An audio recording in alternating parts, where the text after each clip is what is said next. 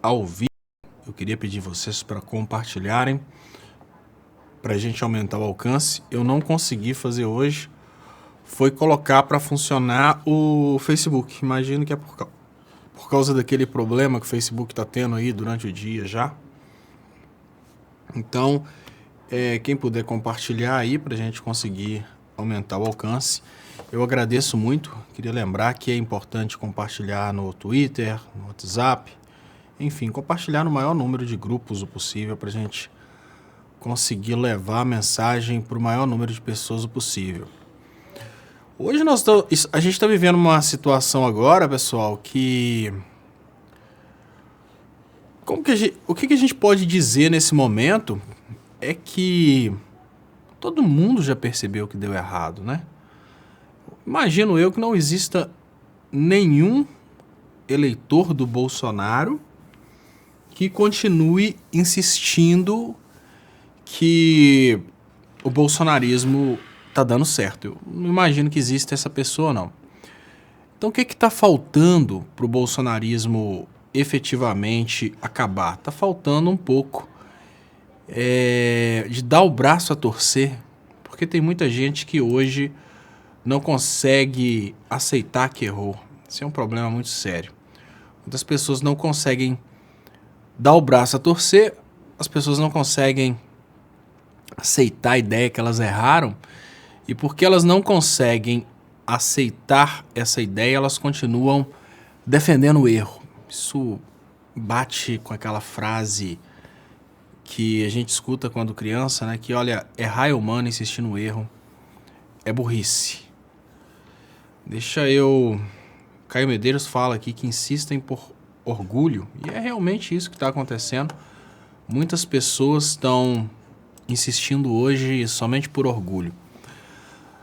Olha, nós temos uma situação que eu considero uma situação que pode acontecer, né? Que é essa questão aí do acidente, né? Desse crime na escola.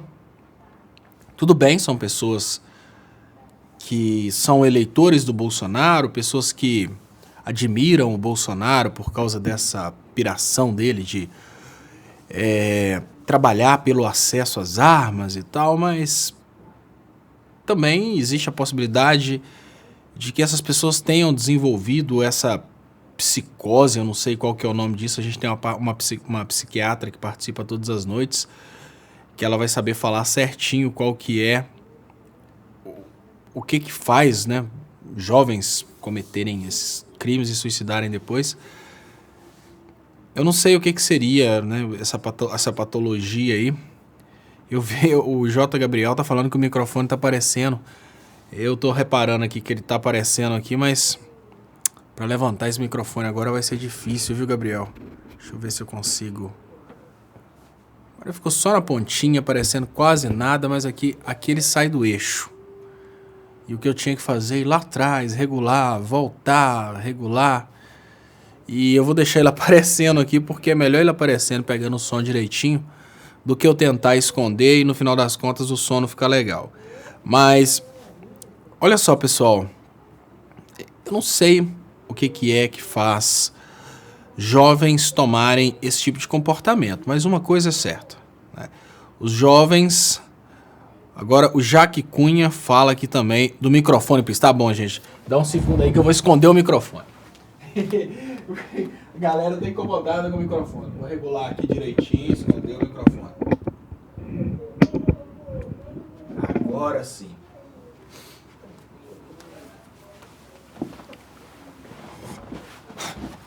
Agora eu escondi o moleque. Tá escondido agora. Mas, então, pessoal, é bom porque tem toda uma turma aí na direção, né? Isso é bom demais. Boa noite, Tatiana. Boa noite, Rogério Conde. Olha, pessoal, claro, assim, a gente não tem que partir para o sensacionalismo e falar que esses jovens fizeram essa loucura por causa do Bolsonaro. Não necessariamente. Existe a possibilidade? Sim. O Bolsonaro tem lá a sua contribuição? Claro que tem.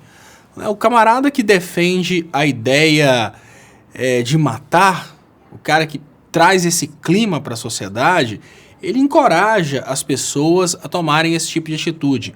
Mas achar que é somente o Bolsonaro o culpado por isso também é demais. Mas vamos analisar a conjuntura social brasileira de hoje.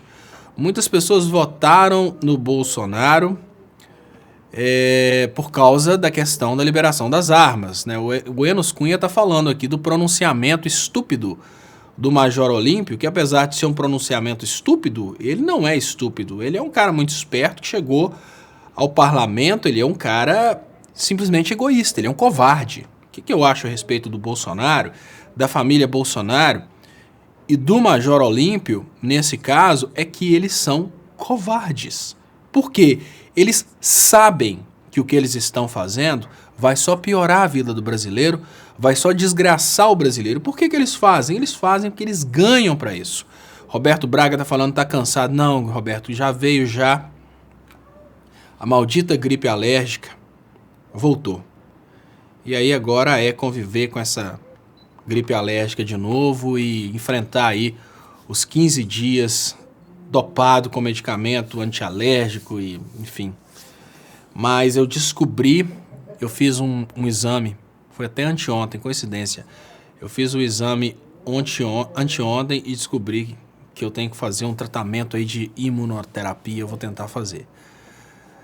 Mas aí eu vejo aqui um colega comentando, agora tudo é culpa do Bolsonaro, né? Olha, não é que tudo seja culpa do Bolsonaro. Vamos reverter a situação. Quem fala isso, agora tudo é culpa do Bolsonaro, né? É o Beto Oliveira. Beto, vamos imaginar o seguinte. Vamos imaginar que o Bolsonaro não tivesse causado, né, o Bolsonaro e outros políticos, com a finalidade de tomarem o poder, eles não tivessem causado essa revolta no povo brasileiro. Porque hoje nós temos um clima em que antes, o Brasil sempre teve criminosos, isso é lógico. E o ser humano é um criminoso em potencial. Por quê? Porque o ser humano, ele é intrinsecamente violento. Basta que você aguce essa violência. Uma vez, conversando com um grande amigo da cidade de Ponte Nova, foi até meu supervisor de estágio em técnico em eletrônica, ou seja, eu conheci ele há muito tempo, foi meu supervisor de estágio em 2001. Chama Beethoven, ele estava conversando comigo sobre essa questão do... Ele tinha acabado de ser pai, hoje eu passo pelo que ele passou naquela época e realmente eu tenho que concordar com o que ele falou. Ele falou comigo, Léo, você me conhece há muito tempo, eu sou uma pessoa extremamente pacífica. Agora, se de uma hora para outra uma pessoa parte para cima da minha filha para violentar minha filha, a filha dele tinha 1 ano, 2 anos na época, eu deixo de ser essa pessoa pacífica. Eu falo a mesma coisa, eu sou incapaz, eu lembro que na minha casa somos 3 irmãos. E desses 3 irmãos, quando eu ameaçava minha irmã, eu podia fazer o maior drama do mundo. O resultado era ela rir da minha cara, porque eu nunca fui uma pessoa violenta, eu nunca consegui dar um tapa na minha irmã.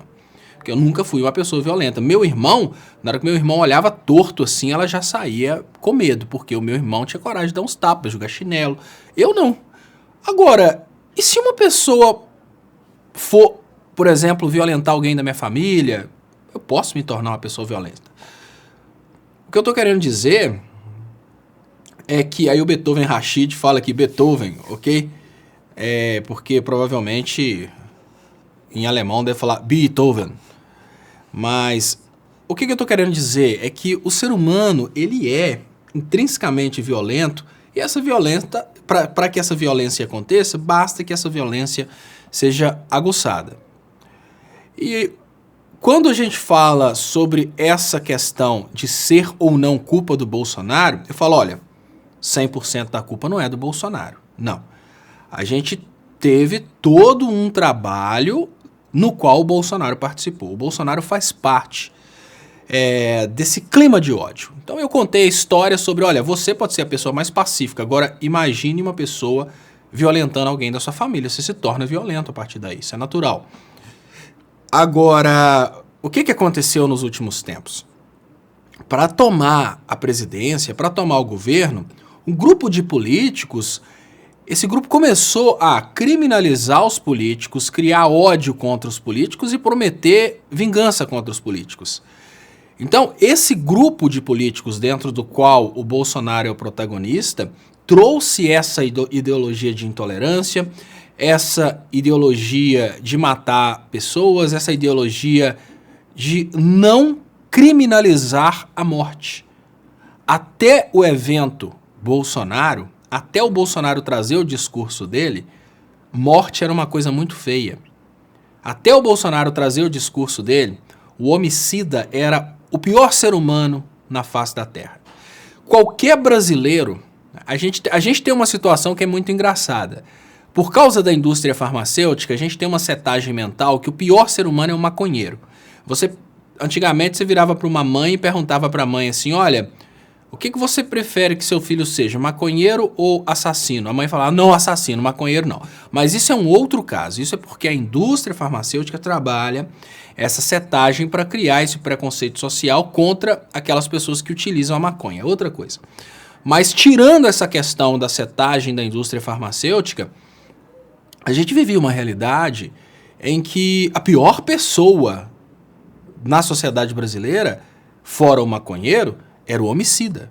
E o maconheiro também só era preconceituado pelas pessoas que eram alienadas pela indústria farmacêutica, pela setagem mental, pela setagem da mídia. Mas agora a gente tem uma realidade bem diferente.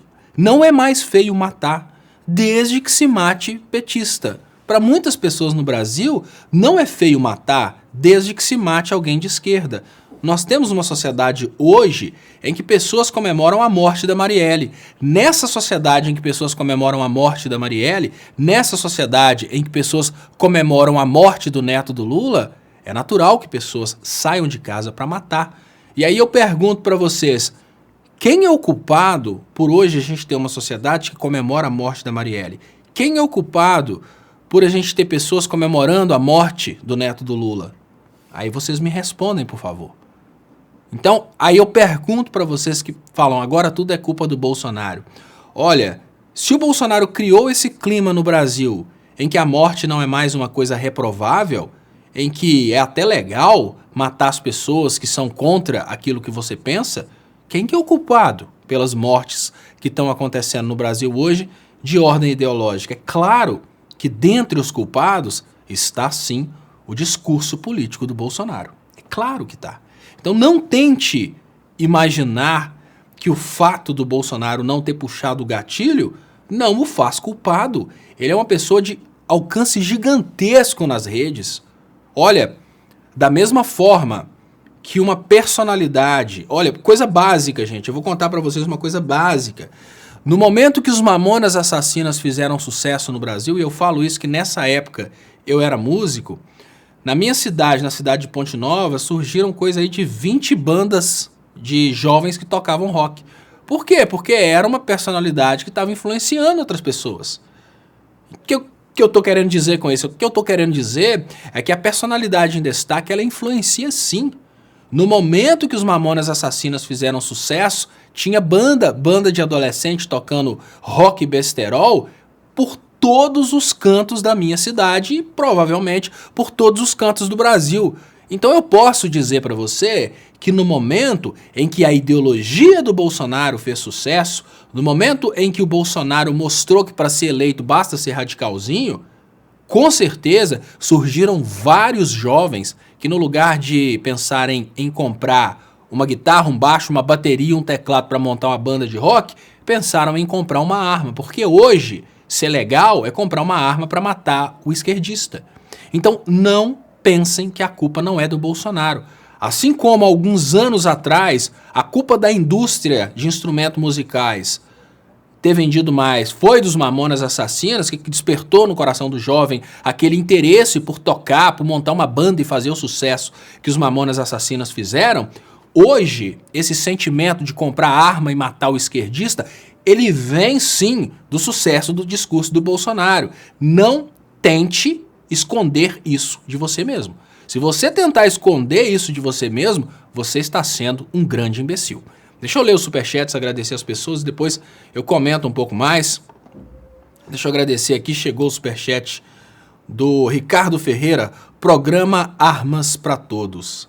É muito atraso. Brasil, um país de todos. Aí a gente troca Brasil, um país que arma todos. Muito obrigado, Ricardo Ferreira. Muito obrigado, Fernando Marques Pinto. Léo, este governo quer transformar Brasil no Velho Oeste, sem direitos, sem educação, sem previdência, armas acima de tudo, cada um por si, acima de todos. Muito obrigado, Fernando Marques Pinto. Muito obrigado, Canal Verdade. Estava sumido aqui do canal. Não, você não estava sumido não, era eu que estava sumido. Pessoal, quem não conhece ainda o trabalho do Canal Verdade, clicar nesses 3 pontinhos aqui, se inscrever no canal, tá? Ir para o canal, se inscrever no canal e conhecer depois. Um canal fantástico que nasceu com a finalidade de desalienar os fanáticos religiosos. Essa pessoa do Canal Verdade, que é meu amigo Paulo, que foi pastor da Universal por 10 anos e agora está desmascarando a Universal. Na minha humilde opinião, Bolsonaro é o grande responsável pelo ataque de hoje. Ele espalhou o ódio, infelizmente, o primeiro de muitos. Exatamente. Da mesma forma que há alguns anos atrás, algumas pessoas se incentivaram no sentido de se tornarem músicos, porque alguns garotos fizeram sucesso como músicos, assim como hoje, algumas pessoas da favela começam a cantar funk porque tem o exemplo de outros colegas que fizeram sucesso cantando funk. Tudo é influência. O sucesso chama outras pessoas para tentarem acompanhar no sentido de terem o mesmo sucesso. Através da defesa da morte, através da promoção das armas, o Bolsonaro tem conseguido tudo. Então, automaticamente, é natural que os nossos jovens acompanhem esse exemplo. E aí eu pergunto para vocês, pais, eu pergunto para vocês que votaram no Bolsonaro porque achavam que tinham que pirraçar o PT. Esse é o exemplo que você colocou na presidência da República para incentivar seu filho. Você está preparado para conviver com um homicida? Isso é uma pergunta básica que eu faço, que lógico que não vai servir para todas as pessoas, mas a pergunta de está preparado para conviver com um filho que matou outra pessoa é uma pergunta que serve para todos. Você está preparado para isso? Porque assim como vários jovens se tornaram músicos por causa do Mamonas Assassinas que fez sucesso, vários jovens podem comprar uma arma e sair matando por causa do Bolsonaro com sua ideologia de morte, que está fazendo sucesso ainda. Tem muita gente aqui defendendo essa ideologia. Josias Ferreira, os que não admitem que jogaram o país num lamação são os zumbis do Bostanário. Muito obrigado, Josias Ferreira. Lucas Ponzo, pior que apareceu gente com a pachorra de dizer que os professores mal pagos precisam se armar para defender seus alunos de bolsonaristas doentes como esses moleques. Eu vou falar sobre essa questão do Lucas Ponzo, mas deixa eu agradecer aqui também o Donata Sampaio Ferreira, que tinha mandado superchat já tem um tempo, e eu estava concluindo o raciocínio, mas muito obrigado. Ele mandou aqui pelo canal Leonardo Estopa, queria lembrar vocês para compartilharem, para a gente aumentar o alcance. Ele fala, já pensou o tamanho da tragédia se estivesse armado de pistola como o Bolsonaro quer liberar para os malucos que apoiam ele? Exatamente o que eu vou falar na sequência. Obrigado, Donatra. Muito obrigado, Helena Lima, também pela contribuição. E acaba de chegar aqui também a contribuição da Tatiana Oliveira. Muito obrigado, Tatiana, pela contribuição aqui no canal. Muito obrigado, Canal Verdade, que acaba de mandar aqui uma outra contribuição. Acho que um dia a máscara desse homem vai cair. Ele é um cara completamente perturbado. Dias piores virão. O maior desespero é esse. Dias piores virão. Não há possibilidade de se esperar dias melhores numa situação como essa. Olha, gente, o mais absurdo de todo o discurso bolsonariano é aquele discurso que diz que a gente tem que liberar armas para que as pessoas se defendam desses eventos. Olha, primeiro ponto, que é um ponto básico, vamos refletir no primeiro ponto. Será que todo professor estaria disposto a confrontar um aluno desse com uma arma? Porque, olha, vamos pensar no primeiro ponto. Esses alunos não entraram na escola, eles não entraram na escola para matar as pessoas e depois saírem correndo. Eles não entraram na escola no sentido de tentarem ser ali os matadores dos filmes americanos que depois somem e ninguém encontra, não. Eles entraram na escola para matar e morrer. Aí eu pergunto para vocês, adiantava um professor armado? Porque vamos pensar a seguinte coisa, são alunos, 2.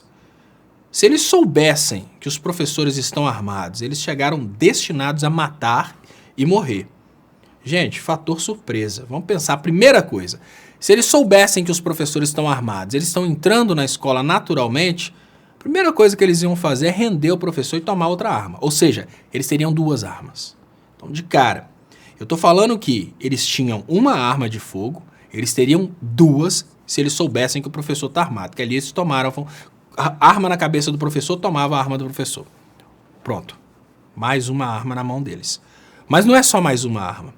Nesse novo modelo de posse de armas, esse rapaz teve acesso a uma arma. Mas imaginem que a família poderia ter mais armas. Bastaria ele ter esperado um pouco mais, porque agora está mais fácil. Ou seja, se essa arma era do pai dele, talvez era a hora dele convencer o pai dele a comprar uma automática antes dele fazer esse ataque para ele chegar lá com 2. Uma automática e esse, me parece que é um 38, não sei. Então, esse argumento de que liberar armas vai promover a segurança é o argumento mais fútil do mundo. Eu sempre fui contra o Estatuto do Desarmamento e eu gostaria que vocês não se assustassem, mas eu sempre falei isso aqui. Eu sempre falei que eu sou contra o Estatuto do Desarmamento porque o Estatuto do Desarmamento me tira um direito. Olha, o Estatuto do Desarmamento me tira o direito de poder comprar uma arma. Eu sou contra o Estatuto do Desarmamento. Agora, apesar de eu ser contra porque ele me tira o direito, eu admito que ele é eficiente. Ah, mas ele desarma só o cidadão de bem. Esses garotos eram cidadãos de bem. O pai desse rapaz, que provavelmente o pai é o dono desse 38, era cidadão de bem. É essas pessoas aí que seriam desarmadas. Porque o criminoso, a gente sabe que o criminoso, ele vai conseguir arma de qualquer maneira. O vizinho do Bolsonaro não estava lá com dezenas de fuzis? Então vamos cair na real. O criminoso vai conseguir arma de qualquer maneira. O cidadão de bem armado, ele pode criar eventos como esse. Então, o Estatuto do Desarmamento, a proibição do acesso livre às armas, evita esses problemas. Aí você me pergunta, você é contra o Estatuto do Desarmamento? Então, eu sou contra. Eu sou contra porque mesmo sabendo que o Estatuto do Desarmamento evita esses eventos, ele me tira um direito. Então, eu falo isso porque eu não sou hipócrita. Eu não sou hipócrita. Eu sou contra o Estado me tirar o direito de ter armas. Mas, ao mesmo tempo que eu sou contra o Estado me tirar o direito de ter armas, eu sou contra eu fazer papel de otário e achar que armar pessoas vai diminuir a violência. Então, se você quiser defender a posse de armas e o porte de armas, defenda porque você quer. Por exemplo, vamos pensar a seguinte coisa, sobre a questão do uso de drogas que hoje são lícitas. Por exemplo, o álcool e o cigarro. Eu não uso álcool, eu tenho ódio de cigarro. Eu falo que eu sou uma pessoa extremamente pacífica, mas se hoje eu tivesse condições de fazer um atentado suicida, eu faria contra os donos das indústrias de cigarro. Se eu tivesse condição de amarrar bomba no meu corpo, entrar numa sala onde tivesse uma reunião dos donos das indústrias de cigarro, eu faria um ataque suicida, porque são as piores pessoas do mundo. Mas a indústria de cigarro, ela promove mortes de pessoas. A indústria de bebida promove mortes de pessoas. E eles não proíbem nem bebida nem cigarro. Então pronto. Se você quiser defender bebida e cigarro, você não precisa falar que não faz mal. Você defende o seu direito de beber, que é diferente. Olha, eu detesto bebida e cigarro, nem nunca provei, detesto quem matou meu pai, matou muitas pessoas da minha família, tá, gente? Mas vamos pensar que eu bebesse, eu fumasse, eu falar, olha, eu sei que o cigarro faz mal, eu sei que a bebida faz mal, mas eu luto pelo meu direito de poder comprar bebida e cigarro, porque eu não acho certo o Estado me tirar esse direito. Pronto, vamos pensar dessa forma. Eu não bebo nem fumo. Agora, quando a gente passa para a parte das armas, a pessoa pode falar, eu sei que as armas vão aumentar a violência, Eu sei que a liberação das armas não vai resolver o problema da criminalidade, vai piorar, mas eu defendo que eu quero ter o direito de andar armado. É muito mais limpo do que essa hipocrisia de falar que a liberação das armas vai diminuir a violência. Isso é uma hipocrisia muito grande. É a mesma coisa que faziam os donos das indústrias de cigarro no passado. Eles pagavam médicos para falarem que o cigarro não faz mal. Canal Verdade, esse é só para ajudar no telhado do canal. Muito obrigado, Canal Verdade. Muitas pessoas ajudaram no telhado do canal, eu queria agradecer de coração, pessoal. Quem for ajudar com depósitos, tem 2 contas, me parece, anunciadas aqui. Me parece que tem uma conta do Banco do Brasil, que é a conta corrente, que não está funcionando, me falaram isso, mas tem uma poupança também. Se não tiver, eu vou acertar isso até eu ir lá e descobrir por que ela parou de funcionar. Canal Verdade, esse é só para ajudar no telhado do canal. Aí, pessoal, vamos ajudar o Léo na reforma do telhado da casa dele. Ele merece. Muito obrigado, Canal Verdade, pela ajuda. Ana Molfe, Haddad Lula da Silva. Meninos, tem que usar azul, segundo a louca da goiabeira. A Luísa, outro dia, eu fiz uma foto dela de azul. Não sei se ela vai presa. P. Camargo. Léo, você assistiu o vídeo do ataque na escola? A ação pareceu muito bem planejada. Um entrou atirando e o outro veio em seguida com mais armas. Isso é, obviamente, como é um ataque suicida, isso é um problema psicótico, um problema psicológico. É uma coisa extremamente louca. Marta Berna, tenho parentes, professores, fico preocupado. E olha, se tem uma coisa que nós precisamos concordar, é que o maior trabalho do Bolsonaro foi contra as escolas. Né? Escolas são lugares de alienação, nas escolas está tendo doutrinação de esquerda. Donata Sampaio Ferreira, não tira o direito não, Léo. Para a gente dirigir tem que tirar a habilitação. Para comprar uma arma apenas tem que fazer o curso e passar pelo psicológico. Todo brasileiro pode comprar. Donata Sampaio Ferreira, sim, o Dona tá chamando atenção aqui ao fato de que, né, hoje o brasileiro já pode comprar uma arma. Eu estou dizendo, Donata, é o seguinte... hoje a gente tem um problema que a gente precisa... qual que é a maior crítica? Onde que ficou a brecha, Donata, para que o bolsonarismo pudesse explorar? A brecha ficou no fato de que o poder de decisão, até o Bolsonaro assinar aquele decreto, o poder de decisão ficava sob o delegado de Polícia Federal. Então, se o delegado não quisesse liberar, ele não liberava. Então, era mais ou menos assim, o delegado olhava para a cara do cara e falava assim, você quer arma? Solta 5 aí, porque senão não libero não. Então, muitas pessoas com grana, elas conseguiam comprar arma porque elas conseguiam comprar o delegado. Essa é a maior crítica. E às vezes as pessoas realmente precisavam e não conseguiam comprar porque não tinham condição de pagar a propina, não tinha uma pessoa que fazia a intermediação da propina, porque o negócio da propina é que você não chega direto no delegado e fala, vou pagar a propina. Tem sempre um agenciador, né, um despachante que vai fazer essa parte aí da propina. E aí o que acontece, infelizmente, é isso, né? Isso é muito comum, gente, no serviço público. Aí existe uma crítica muito grande. Ontem ainda eu falei sobre a questão da CEMIG na cidade de Ponte Nova, que eu pedi para instalar um padrão e a CEMIG, né, até então, até esse momento, eu tinha uma visão a respeito de serviço público. Eu defendia de uma forma muito ferrenha. Eu passei a entender o drama do brasileiro que é contra o serviço público, contra as empresas estatais, no momento que a CEMIG de Ponte Nova negou a instalação do meu padrão por covardia, porque lá eles têm um esqueminha que tem que pagar por fora, tem que pagar o projeto para um cara que foi da CEMIG, tem todo um esquema. Aí a gente começa a ver que, olha, infelizmente, a corrupção é uma coisa que está no brasileiro. E é por isso que determinadas instituições acabam pagando, às vezes por causa de um funcionário, por exemplo, da CEMIG de Ponte Nova, que ficou pirraçando a instalação do meu padrão para me prejudicar. Eu fiquei decepcionado com uma importantíssima empresa de distribuição de energia que, tecnicamente falando, eu ainda concordo que tenha que ser, né, hoje ela é mista, eu não acho que ela tenha que ser 100% privatizada, mas aí você começa a pensar, né, você começa a ter aquela coisa, toda vez que você começa a lutar contra a privatização, você lembra que você passou por um evento em que uma empresa estatal te pirraçou para receber propina. Aí você começa a se sentir mal. Você pensa, pô, Eu estou lutando contra a privatização, mas se a CEMIG fosse privada, aquele cara não teria me chantageado para eu pagar por fora. Então, assim, essas coisas começam a mexer com a sua cabeça. A mesma coisa é a questão do delegado na liberação das armas. A pessoa pensa, olha, se o delegado não tivesse esse poder de liberar as armas, nessa palavra final, ele não ia ter o poder, por exemplo, de receber a propina. Então, aí que está o detalhe. No final das contas, o decreto do Bolsonaro ele foi mais democrático, a gente precisa admitir isso. Por quê?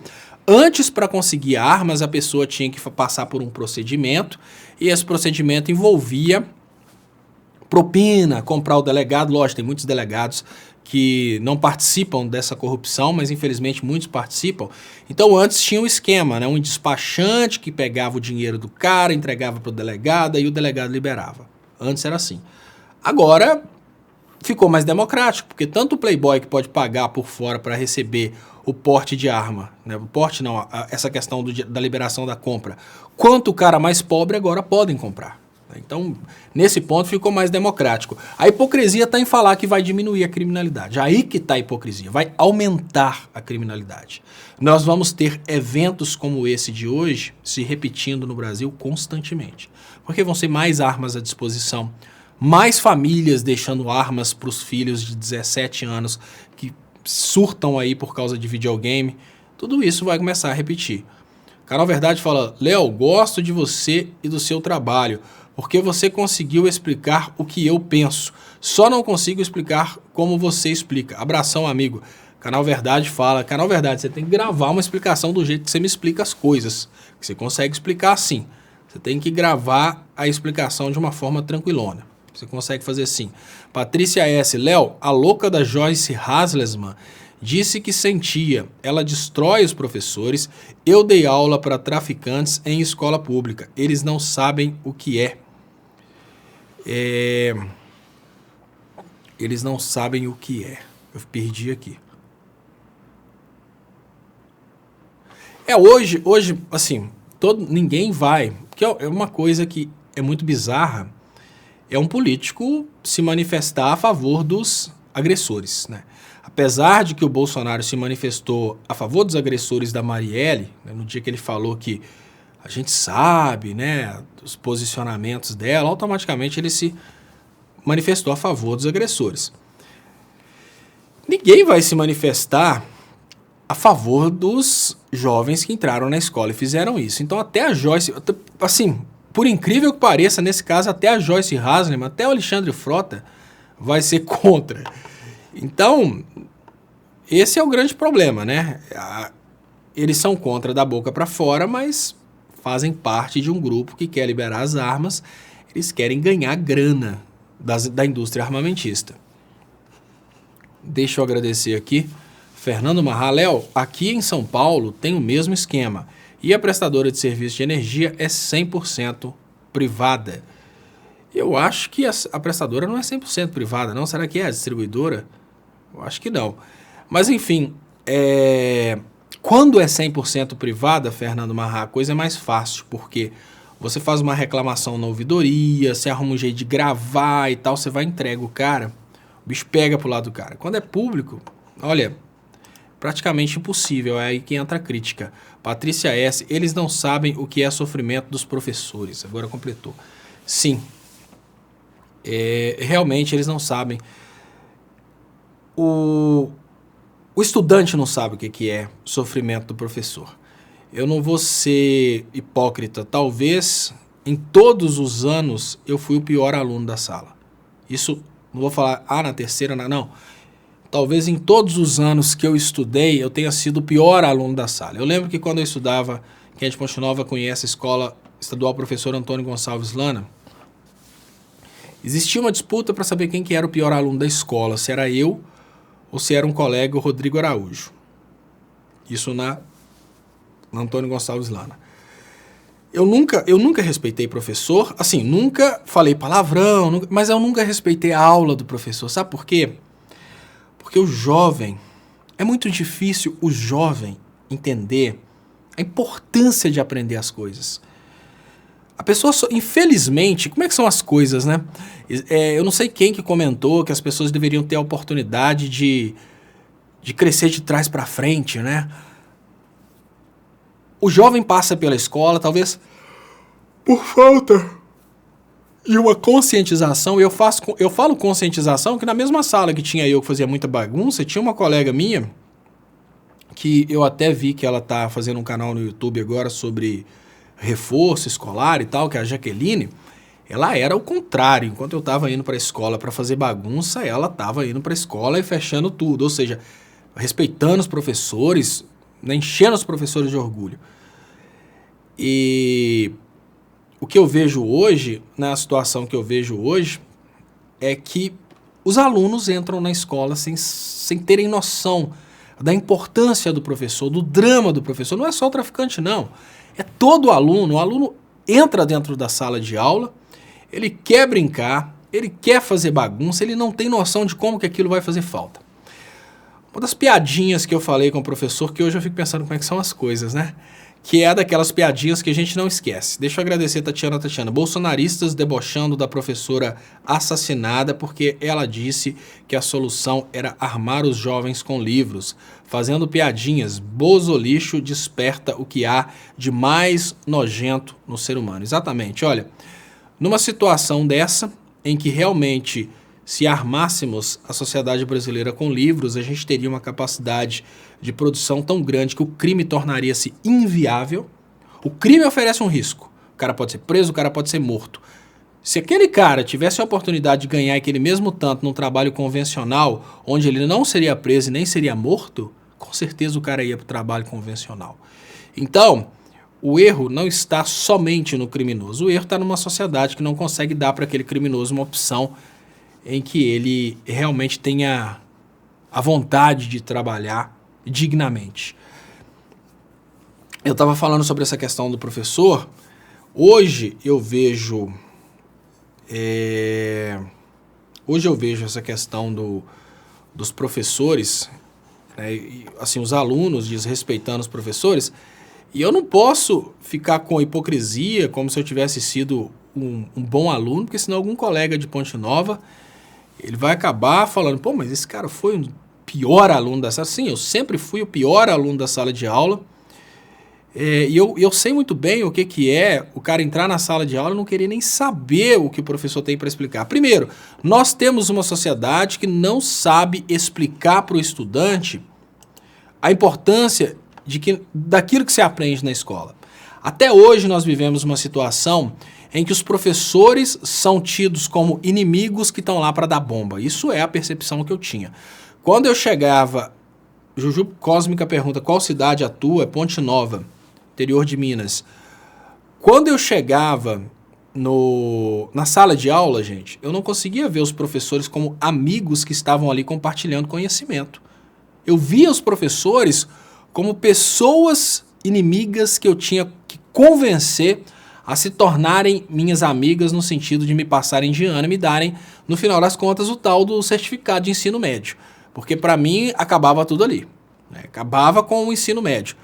Por que isso acontece? Hoje eu estou fazendo 4 cursos. 4 de uma vez. Por que naquela época eu não conseguia olhar para o professor e imaginar, essa pessoa está aqui para compartilhar conhecimento, essa pessoa está aqui para me ensinar as coisas.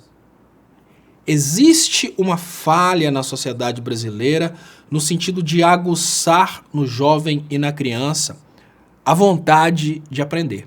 Essa falha começou a ser corrigida durante o governo Lula e Dilma através da metodologia do Paulo Freire. A metodologia do Paulo Freire é exatamente isso, é respeitar o aluno para que o aluno deixe de ver o professor como um inimigo e passe a ver o professor como um amigo que está compartilhando o conhecimento. Olha que interessante. Essa metodologia, que eu não tive a oportunidade de pegar, porque eu estou indo para os 40 anos de idade, e essa metodologia começou a ser implementada quando o Lula assumiu a presidência, a gente teve aí essa luta no sentido de transformar o Brasil em um país que ia ensinar as pessoas a pensar e não simplesmente a decorar as coisas, e é muito difícil convencer os professores a mudarem de ideologia.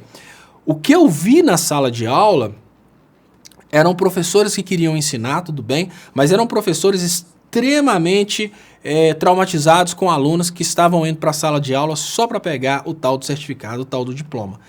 E isso é uma coisa que acontece até hoje. Até hoje, olha, eu estudo constantemente, eu não paro de estudar nunca, e eu lembro que em um curso que eu fiz, a turma tinha um grupo, e esse grupo fazia prova por WhatsApp. Por quê? Porque as pessoas iam para a escola fazer prova, na hora que o fiscal saía, a pessoa fotografava a prova, jogava dentro do grupo de WhatsApp e ali os colegas ajudavam a resolver. Agora a pergunta básica, peraí, o que essa pessoa está fazendo na escola, na universidade?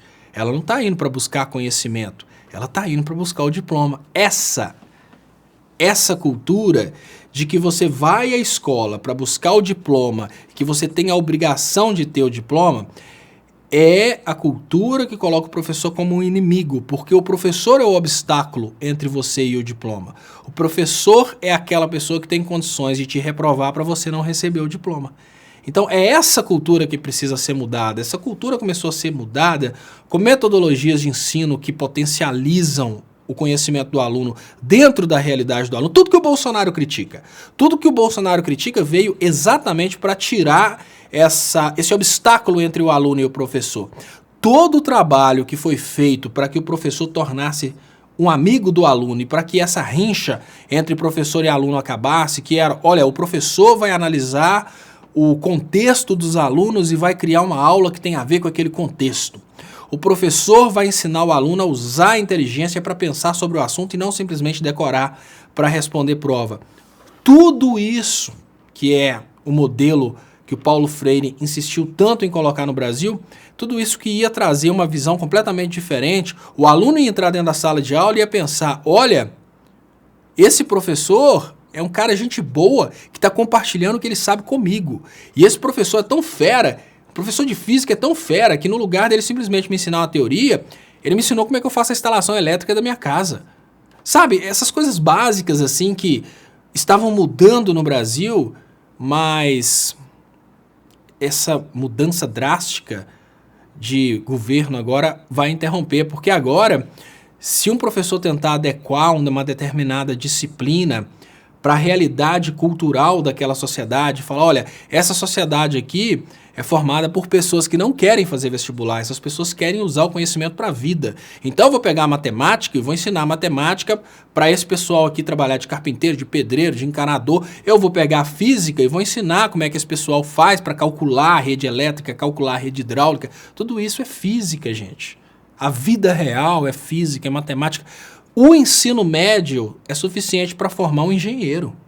Olha, eu tenho 4 engenharias e eu te falo, o ensino médio é suficiente para formar um engenheiro, desde que os professores saibam contextualizar.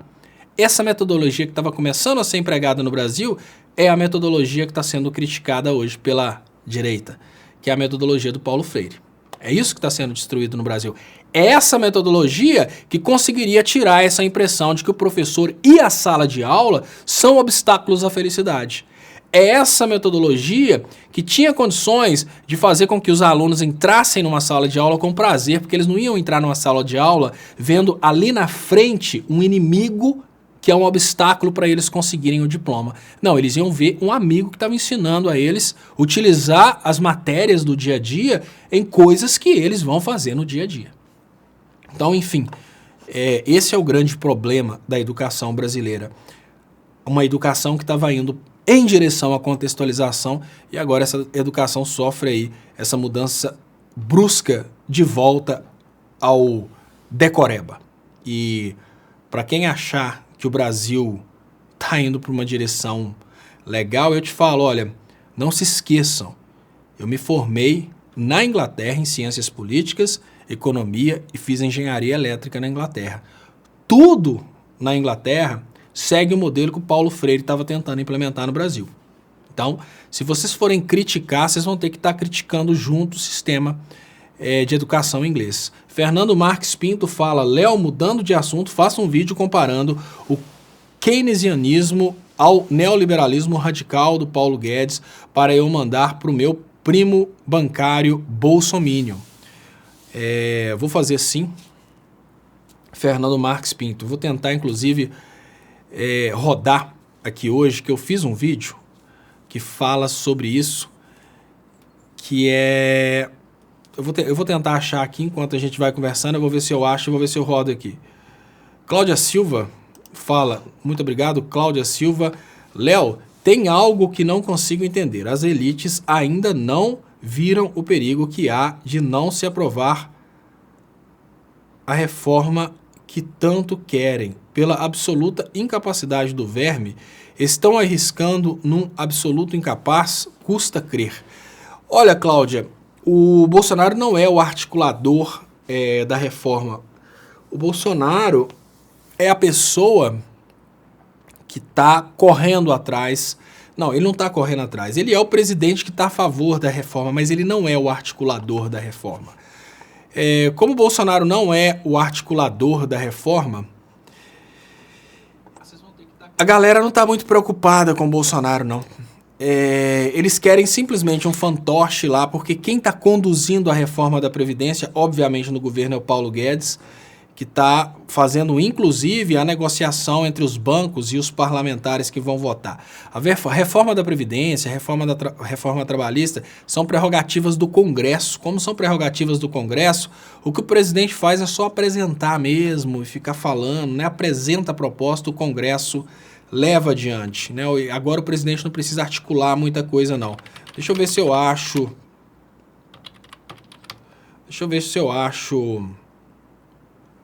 alguma coisa. Ah, achei um aqui. Vou ver se eu já preparo, que o colega pediu para eu fazer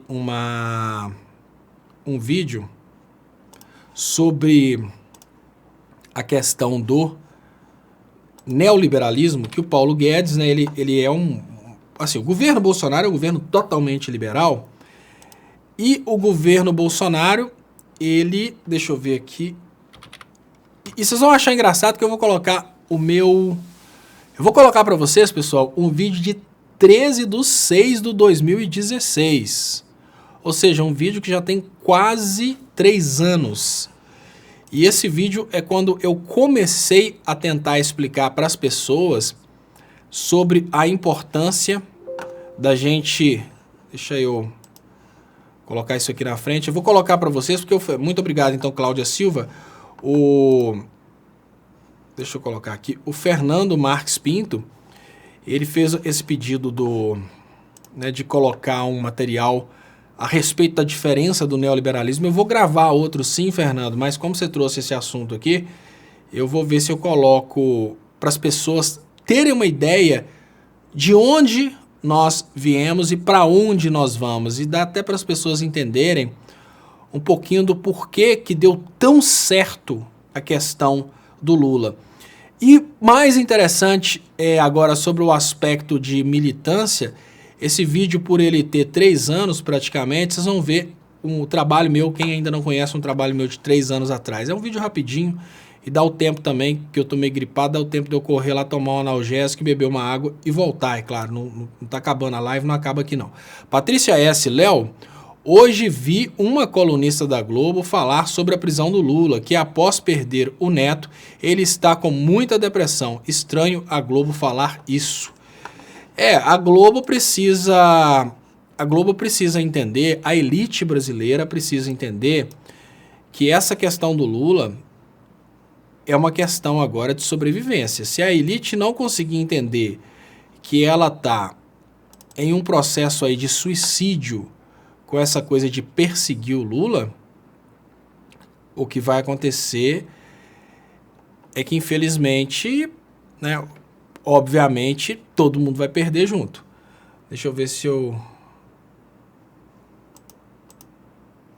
acho aqui esse vídeo que eu teria baixado. Eu estou tentando baixar aqui, mas realmente alguma coisa aconteceu. Deixa eu pedir vocês, quem puder compartilhar para a gente aumentar o alcance. Deixa eu liberar aqui os comentários.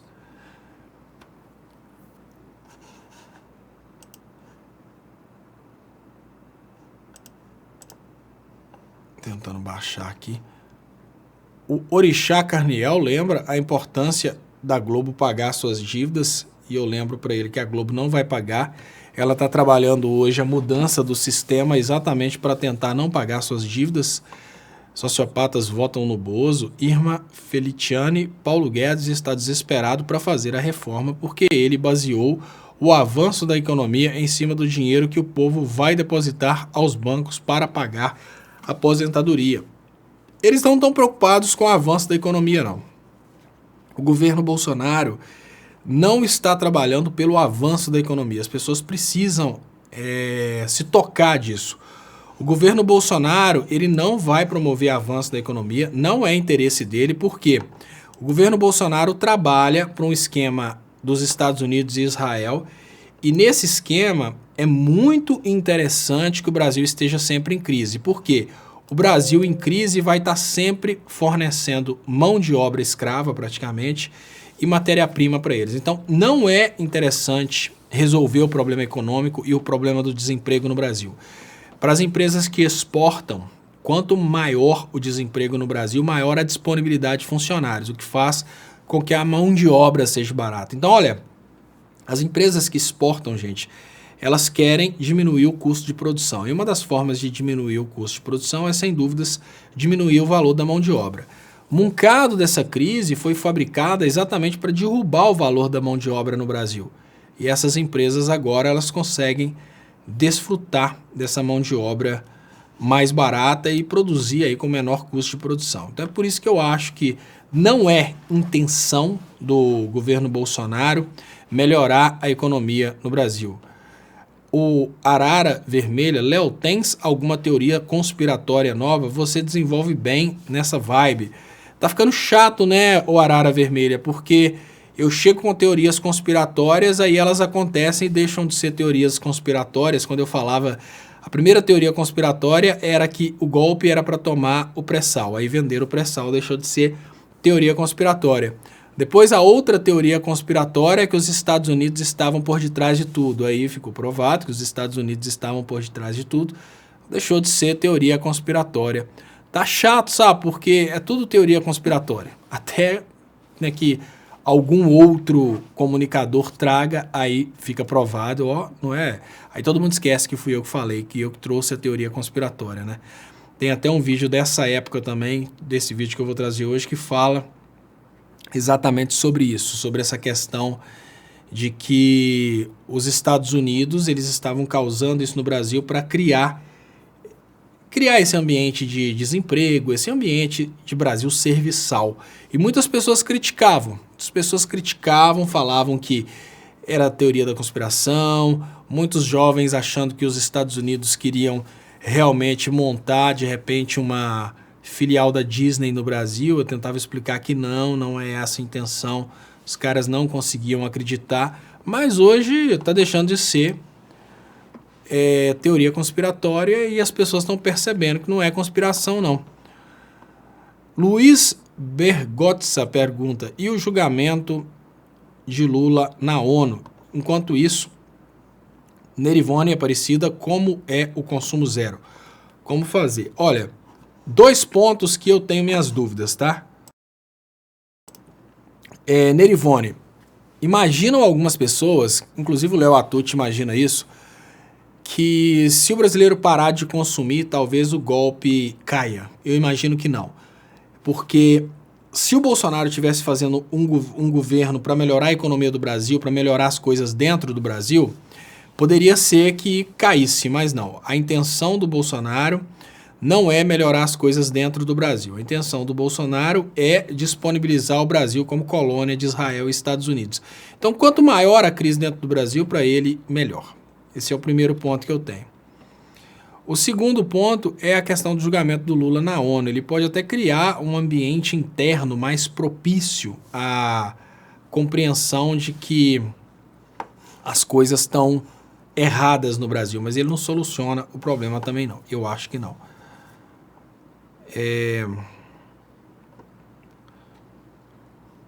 Bom, a galera tá falando que travou geral aqui.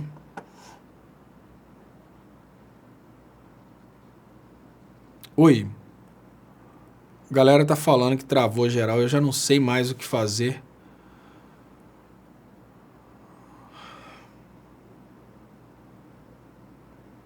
Bom, pessoal, infelizmente, mais uma vez, deu problema aqui na...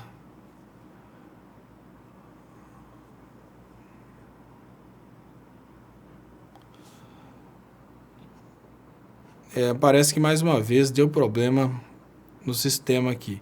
Adriano Rodrigues, sou comunista, agora defender o Lula, Léo vendido, depois da gravação com a Dilma, indefensável. Sei que você está falando não, Adriano Rodrigues. É porque, tipo assim, tem tanto bobo falando bobeira aqui, né? Ah, o Rosângela Frederico tá perguntando se voltei. Voltei sim, Rosângela. Assim, deu algum problema de transmissão. Parece que caiu. Em muitos lugares caiu sim, pessoal. Porque a gente estava com audiência aqui de 1.000 pessoas e despencou de uma hora para outra. Então, quem estiver assistindo, Chocoprint está lembrando aí, quem travou, atualize a página. Eu não sei o que está acontecendo com essa internet. Eu sei que a internet da NET é a pior internet da humanidade. Deixa eu agradecer. Laudiceia Carmo, fui para a escola depois de velha e sempre ia para casa com ponto, porque o professor dizia que era só decorar as perguntas e respostas e você irá fazer uma boa prova. Hoje sou formada em contabilidade. Parabéns, Laudiceia Carmo. Eu sou dessa época também, infelizmente. Eu sou dessa época em que as perguntas apareciam e você escrevia o trechinho do livro. Era uma época que não me motivava, era uma época muito triste. Aos poucos, eu lembro que eu passei por um período de transição e, infelizmente, eu passei por aquele período em que alguns professores ainda estavam vivendo esse negócio. Os professores ficavam repetindo a frase do livro e eu não consigo ver vantagem nisso até hoje. A gente está voltando para isso, né? Para esse período aí em que as pessoas não vão mais usar a própria inteligência, esse período em que as pessoas estão fazendo um puro decoreba, mas eu não acho isso legal, não. Eu acho que isso aí, infelizmente, é uma forma de imbecilizar as pessoas. Você cria nas pessoas uma falsa impressão de que elas sabem o assunto, elas não sabem absolutamente nada. O que elas estão fazendo é somente decorar a frase. Agora, muda um pouquinho do contexto ali, elas não conseguem aplicar. Então, igual eu falei com vocês, se as pessoas souberem aplicar o ensino médio, elas praticamente saem com o conhecimento de engenharia, porque a física de ensino médio, se ela for completamente ministrada, ela prepara pessoas para fazerem coisas assim gigantescas. Mas essa prática aí de fazer pessoas decorarem é uma coisa que infelizmente só atrapalha. Deixa eu agradecer aqui, mais uma vez, Cláudia Silva, e deixa eu agradecer Dora Rosa Cruz, pobre daqueles que acham que levarão vantagens com esses atos vergonhosos. A lei dos homens pode tardar, mas as leis dos céus não têm nome, nem toga. Ela vai cobrar. E olha, Dora Rosa Cruz, você falou uma coisa, você trouxe a parte religiosa, e hoje nós estamos vivendo um dilema em que, eu já falei uma vez aqui, que o brasileiro desrespeitou demais Deus, desrespeitou demais o Evangelho, no momento em que o brasileiro utilizou a Bíblia para fundamentar a eleição do Bolsonaro. Eu acho que foi um dos maiores desrespeitos ao cristianismo que a gente teve na história da humanidade, porque em nome, usando o nome de Deus, usando o nome de Cristo, os caras estavam fazendo assim coisas bizarríssimas, né? Prometendo morte. Hoje, se imaginar que esses jovens provavelmente mataram e se mataram, imaginando que estavam fazendo isso em nome de Cristo, a gente já vê que a coisa não está muito boa no Brasil. Então, eu falei uma frase que até assustou algumas pessoas, que eu falei que nós chegamos numa realidade em que o cristão brasileiro, não totalmente, mas grande parte dos brasileiros, e porque foi uma maioria, a gente pode dizer que o Brasil, como maioria, limpou o botão com a Bíblia, desrespeitou demais a palavra de Deus. E se a gente pega aquela frase que fala feliz a nação cujo Deus é o Senhor, e observa que várias igrejas brasileiras, elas são, na verdade, templos satânicos que se escondem por detrás de igrejas. Aqui em Belo Horizonte eu gosto muito de lembrar a Igreja Batista da Lagoinha, que é a igreja do Valadrão, que ela virou uma boate. Só falta colocar o cano para a mulher dançar pelada, mas virou uma boate. É um local das pessoas se encontrarem para, né, namorar, né, passar aquele momento, assistir um show e tal. Isso que aconteceu com a Igreja de Cristo dentro do Brasil foi um dos maiores desrespeitos ao ensinamento de Cristo. E como a gente tem aquela mensagem que fala feliz a nação cujo Deus é o Senhor, se a gente inverter e pegar como que deve ser a nação cujo demônio é o Senhor. Hoje, só hoje nós tivemos esse evento na escola, me parece que nós tivemos um prédio que pegou fogo dentro de São Paulo. Não é só atos. Não são apenas, presta atenção pessoal, não são apenas atos do governo Bolsonaro, não. Não são apenas atos do governo Bolsonaro. Nós temos uma situação em que atos aleatórios, coisas bizarras estão acontecendo. Isso mostra que o Brasil realmente desrespeitou os ensinamentos de Deus. E o Brasil hoje pode estar numa situação aí que ele está sendo governado, né, digamos que uma nação cujo demônio é o Senhor. A gente pode estar vivendo isso. Não duvidem. A gente pode estar vivendo a realidade de uma nação que o demônio é o Senhor. Então, dia após dia, a gente vai viver desgraças, porque Deus abandonou o Brasil. Muito obrigado, Dora Rosa Cruz, pela contribuição. Deixa eu agradecer aqui também Gilmar Ferreira, que fala: o maior pecado é a omissão. Omissão, em especial, das pessoas que sabiam o que estava por vir e ficaram com o orgulho ferido. Muitas pessoas sabiam o que estava acontecendo e ficaram com vergonha. Falaram: eu não vou ficar contra esse Bolsonaro, não. Senão os colegas de trabalho vão me chamar de petista. Eu não vou ficar contra esse Bolsonaro, não. Senão o pessoal da minha família vai brigar comigo e tal. Então, hoje nós estamos numa situação bizarríssima em que parte do brasileiro está pagando. O colega mais cedo pediu para eu falar sobre a diferença da política keynesiana com a política do Paulo Guedes. A política do Paulo Guedes, pessoal, é o seguinte: o Paulo Guedes está trazendo para o Brasil o liberalismo econômico, que é assim: o Estado não faz nada, as coisas vão acontecer naturalmente. Deixa as coisas acontecerem naturalmente. Essa política das coisas acontecerem naturalmente, ela pode até funcionar numa economia que está bombando demais.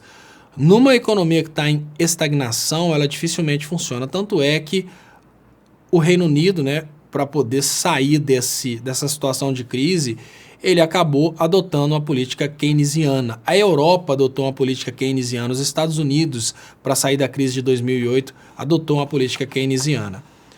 Deixa eu agradecer aqui. Tatiana. Só falta colocar o cano para a mulher dançar pelada. Estou com dor de barriga de tanto rir. Tatiana, assim, infelizmente porque os caras fizeram uma boate com uma igreja. As pessoas que estão indo, elas não estão indo procurando Deus, elas estão indo procurando um convívio social. O local virou uma boate e a única coisa que está faltando, né, nessa igreja do Valadrão, que me parece que já foi uma igreja há muito tempo atrás, é colocar o cano mesmo. Laodiceia Carmo: sou sindicalista em tempos sombrios. Como o meu foco é a defesa dos trabalhadores, não desisto, não é fácil, Léo. Parabéns, Laodiceia Carmo. Eu tenho um amigo também de Ponte Nova, que é o Reginaldo, que é sindicalista. Eu imagino como que é o drama. Eu imagino como que deve ser o drama do sindicalista nesse momento, que ele é alvo, né? Infelizmente, nós vivemos um momento em que o sindicalista é alvo. Deixa eu colocar aqui, eu vou rodar aqui os superchats, porque eu percebi agora que não estavam aparecendo. Então, muito obrigado, Laodiceia Carmo. Muito obrigado, Tatiana. Muito obrigado, Gilmar Ferreira, o maior pecado é omissão. Muito obrigado mais uma vez, Laodiceia Carmo, aqui pelas participações. De vez em quando eu deixo virando aqui automático, de vez em quando eu tiro, porque eu vou colocar alguma coisa diferente, aí eu acabo tirando. Então, muito obrigado às pessoas que contribuíram. Voltando aqui para o canal Leonardo Estopa, muito obrigado, Dora Rosa Cruz, e muito obrigado, Cláudia Silva. Cláudia, eu estava te esperando para você dar um toque para a gente, o que é o nome da patologia que faz com que jovens simplesmente surtem, entrem numa escola, matem as pessoas e se matem depois, porque é uma coisa muito bizarra, né? Mas, enfim, deixa eu... Então, pessoal, eu estava falando com vocês sobre essa questão, né, do que é a política do Paulo Guedes. É aquela política de abandonar o povo, o que acontecer, aconteceu, e já a política keynesiana é o contrário. Eu queria que vocês assistissem, né, o colega pediu, é um vídeo rapidinho, meu, há 3 anos atrás, falando sobre essas políticas keynesianas e dando o exemplo do Bolsa Família. Então, mais uma vez, agradecendo aqui Fernando Marrá. O capeta não tem Twitter porque não é páreo para o Bolsonaro. Se o Bolsonaro se candidatar no inferno, ele ganha. É por isso que o Bolsonaro não morre fácil, né? Porque o diabo está com medo de concorrência por lá. Então, pessoal, tá aí um vídeo meu de 3 anos atrás. Eu gostaria que vocês assistissem. Eu volto daqui alguns minutinhos.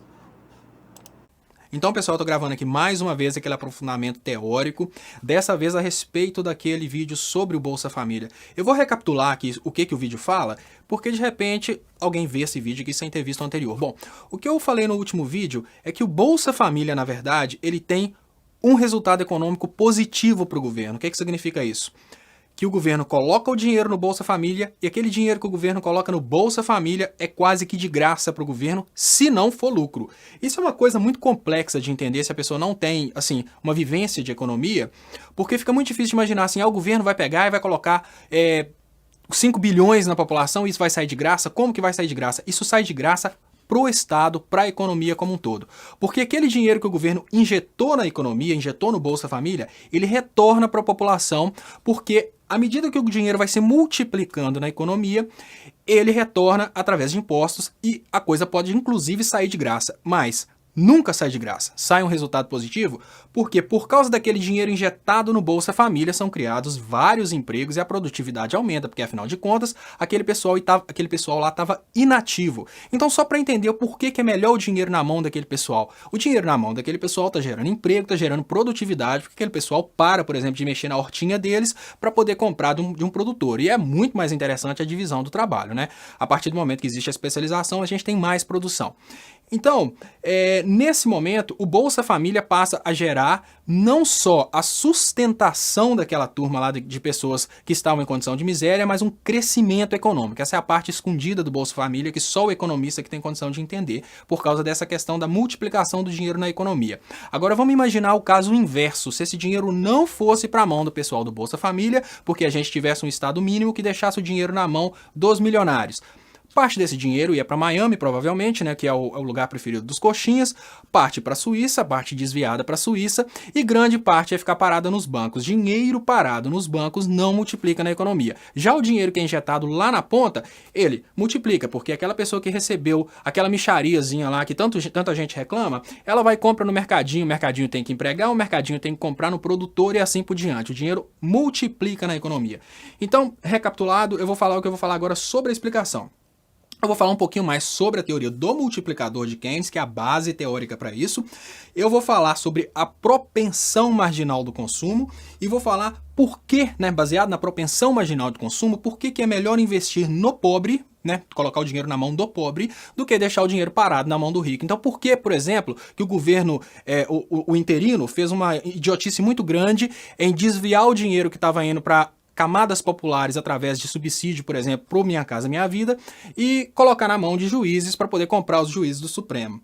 Então, eu considero isso um suicídio econômico, né, para a nação como um todo, mas ele precisa disso para se sustentar no cargo. Então, políticas à parte, economicamente falando, é uma idiotice. E o caso, eu vou falar como o caso do subsídio do Minha Casa Minha Vida ajuda a economia? Então vou começar pelo multiplicador de Keynes. John Maynard Keynes, ele defendeu a teoria de que quando o governo investe na economia, quando o governo gasta na economia, esse dinheiro se multiplica. Antes dessa teoria de Keynes era muito difícil raciocinar isso, e acontecia aquilo que eu já falei no vídeo anterior, que era a economia se equilibrar em desemprego. Então, eu tenho 20% da população desempregada, mas eu tenho uma produção que supre a demanda, porque aquela população desempregada ela já nem demanda mais, ela está simplesmente sobrevivendo. Quando o governo gasta na economia, ele coloca essa população para funcionar, porque ele põe essa população para trabalhar, e aí acontece a parte da multiplicação do dinheiro e da multiplicação do emprego. Quando o governo gasta na economia, por exemplo, com o caso do Bolsa Família, ele coloca, por exemplo, R$100 na mão de um pobre, né, do beneficiário de Bolsa Família. Esse cara pega esses R$100, vai lá no mercadinho e compra. Ele gastou esses R$100 no mercadinho e essa pessoa do mercadinho vai pegar esses R$100 de vários. Essa pessoa do mercadinho que hoje acha que é classe média e está lutando contra as medidas do PT porque ela acha absurdo ela trabalhar no mercadinho e quem compra na mão dela fica de graça em casa. Olha como é que é interessante, né? O mercadinho dessa pessoa sobrevive porque tem um monte de beneficiário do Bolsa Família em volta comprando na mão dela, mas ela se acha neoliberal hoje em dia. Mas enfim, é por causa desses beneficiários do Bolsa Família que circundam esse mercadinho que esse mercadinho recebe vários R$100. Então, esse classe média que acha que não depende do Bolsa Família, enquanto uma família recebe um benefício, esse mercadinho recebe, por exemplo, 200 benefícios. E é com esses 200 benefícios que esse mercadinho, que antes não fazia absolutamente nada, a pessoa ficava procurando emprego, mas com esses 200 benefícios que ela recolhe, ela gera, por exemplo, 3 empregos diretos. Mas esses 3 empregos diretos vão gerar muitos empregos indiretos, porque esses 3 empregados agora vão comprar roupa, esses 3 empregados agora vão comprar comida, e não só os empregados, mas a própria família dos empregados e a família dos donos do comércio. Eu estou dando um exemplo de um mercadinho que surgiu e emprega 3 pessoas. Só daí dá para entender que essas 3 pessoas, a família dessas 3 pessoas, mas a família do dono do comércio, eles vão começar a gastar na economia. E quando há procura, há oferta. Então, a partir do momento que eles têm dinheiro para gastar, porque eles pegaram o dinheiro daquelas 200 famílias que estão recebendo Bolsa Família ali, eles têm dinheiro para gastar, então eles vão na loja. Porque aquela loja tem procura, ela vai produzir. Isso causa o boom econômico. Porque tem dinheiro lá na ponta, esse dinheiro é gasto na economia e por causa desse gasto a economia vai se multiplicando. Então o dinheiro multiplicou a economia e gerou emprego. Então aí entra aquela parte relacionada ao governo, isso não ser necessariamente conta para o governo. Por quê? Essa primeira pessoa, tudo que a gente compra é tributado. Tudo que a gente compra é tributado. Essa primeira pessoa foi no mercadinho e comprou. Ela pagou tributo naquilo que ela comprou. O mercadinho pegou aquele dinheiro e pagou salário. Aqueles salários pagam tributo.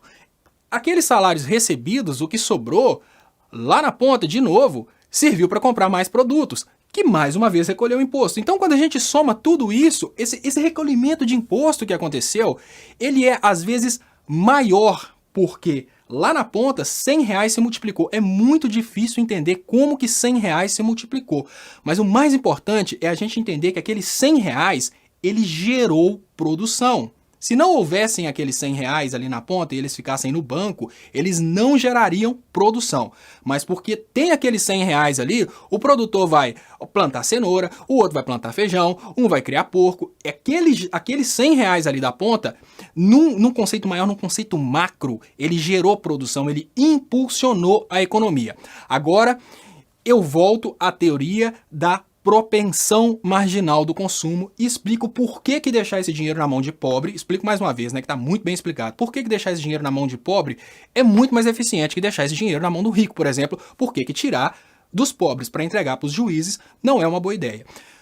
Todo ser humano tem uma condição mínima de subsistência, isso é o consumo mínimo. Por mais que você esteja em dificuldade, você vai continuar comendo, né? Então, a partir desse consumo, a pessoa guarda. Quando a pessoa é pobre, ela praticamente gasta tudo o que ela recebe. Então ela tem uma propensão marginal de consumo muito grande. Como ela tem uma propensão marginal de consumo muito grande, todo o dinheiro que o governo investe vai ser gasto. E isso vai, digamos que vai se multiplicando e costuma que economicamente, assim, matematicamente falando, R$100, no final das contas, se transforma até em R$400. É a multiplicação do dinheiro, que já vai um pouco mais para a parte matemática, né? Que é uma série matemática que calcula essa multiplicação do dinheiro na economia de acordo com a propensão marginal do consumo. Agora, quando a gente pensa, por exemplo, nos beneficiários do governo interino, quando a gente pensa nos juízes, nos deputados, esses cargos públicos, pessoas que recebem altíssimos salários, a coisa muda um pouco. Quando o dinheiro é lícito, eles vão guardar no banco aqui. Quando o dinheiro é ilícito, eles vão guardar na Suíça. Ou seja, não vai para a economia. Eles vão consumir uma quantidade pequena desse dinheiro e o dinheiro não vai para a economia. O que significa que a mesma quantidade de dinheiro injetada na mão de gente rica não multiplica e não ajuda a economia. É aí que fica muito claro por que pessoas, mesmo com conhecimento econômico, elas brigam contra uma política social tipo Bolsa Família. O Bolsa Família não é tratar de vagabundo. O classe média idiota que acha que o Bolsa Família está tratando do vizinho dele vagabundo, sendo que o vizinho dele compra na loja dele, é um imbecil, é um manipulável.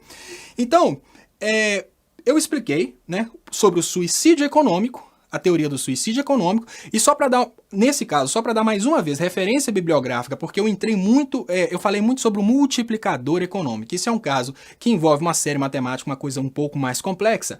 Mais uma vez, é a teoria macroeconômica de John Maynard Keynes, que é a maior teoria, para mim, a maior teoria macroeconômica, tem pessoas que defendem outras. Eu recomendo, quem gostou da ideia, procurar esse assunto na internet, está muito amplo, inclusive no Wikipedia você vai encontrar multiplicador de Keynes. Muito obrigado e até mais. Então, pessoal...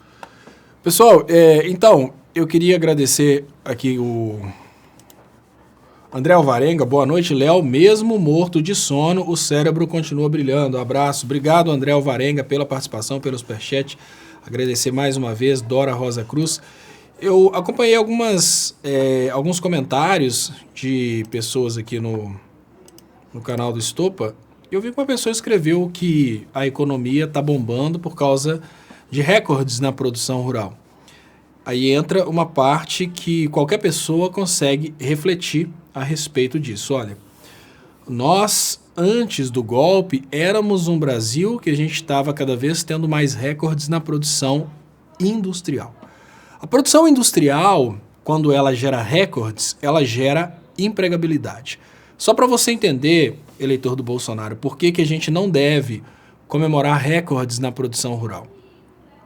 Olha, o recorde na produção rural significa que tem muita máquina trabalhando, poucas pessoas recebendo aquela produção rural. O recorde na produção rural normalmente está atrelado a uma quantidade pequena de pessoas trabalhando e ruralistas ganhando muita grana. Não que a gente não deva ter recordes na produção rural, mas substituir a produção industrial pela produção rural é um risco muito grande. Olha, então vamos pensar em todos os pontos, né? Primeiro ponto, na produção rural, a maioria do trabalho é realizado por máquinas. Então, não comemore o recorde na produção rural. Na produção industrial, você tem funcionários de todos os níveis. Você tem engenheiros ganhando R$20 mil, você tem funcionário de chão de fábrica ganhando R$5 mil, você tem pessoal da limpeza, pessoal da base do trabalho ganhando R$2 mil, por exemplo. Esse dinheiro sai da indústria, ele consegue girar a economia. Agora, o que acontece com o dinheiro da produção rural? Você já parou para pensar? O recorde na produção rural significa que a conta bancária do ruralista vai crescer cada vez mais. Como que isso vai impactar na sua vida? Porque, olha, o recorde na produção industrial significa que tem muita gente trabalhando, pode sobrar um emprego para você, ou de repente essas pessoas podem comprar, ou você trabalha na indústria diretamente, ou você trabalha na indústria indiretamente, porque você pode vender, por exemplo, marmitex para as pessoas que trabalham na indústria. Então, quando a gente vê pessoas falando sobre recordes na produção rural, a gente tem que olhar isso com um pouco de medo, porque essa era a intenção dos Estados Unidos e de Israel.